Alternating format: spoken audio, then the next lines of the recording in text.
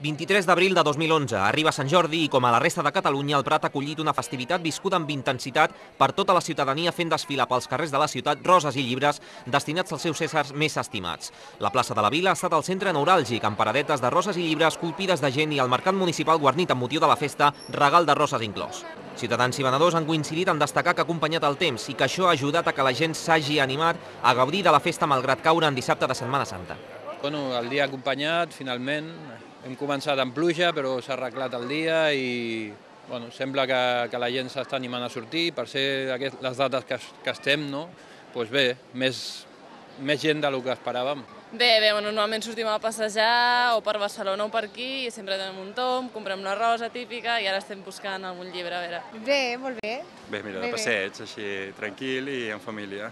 Donarem una volteta, anirem a mirar paradetes. Bueno, yo la vivo como cada año. Para nosotros es una fiesta especial, ya por el libro, por la rosa, por todo lo que conlleva el paseíto matinal y por la tarde. Es un día estupendo. Yo es un día que espero durante el año. No, clar, segur que aquest any serà bastant més fluix per tema d'aquest Setmana Santa, cap de setmana, molta gent haurà marxat i això, a veure com acaba el dia.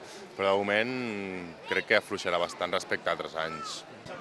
Sent que és un dia que ha començat d'aquella manera tan fosca, encara d'un-i-do, s'està venent alguna cosa. Sí, de moment, amb la rosa a la mà i de veritat que aprofitant el dia bo que fa. La previsió eren que hi hagués mal temps i per sort ha sortit el sol i vulguis que no, s'agraeix.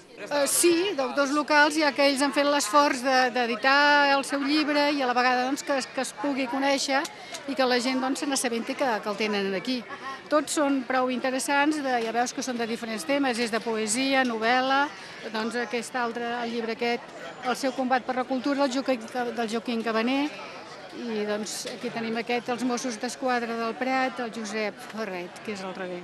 Arribat al vespre, la Diada ha continuat amb la ballada de sardanes, que han posat gairebé el punt i final a una jornada marcada pel balanç positiu dels venedors de llibres, destacant les publicacions més exitoses. Ha sigut bastant variat, però sobretot el de l'Albert Espinosa s'ha venut molt bé.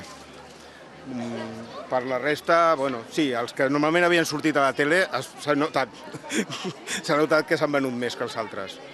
Parades amb punta-venda de llibres, roses, complements variats i presència també dels partits polítics, encarant l'últim mes abans de les eleccions municipals del proper 22 de maig.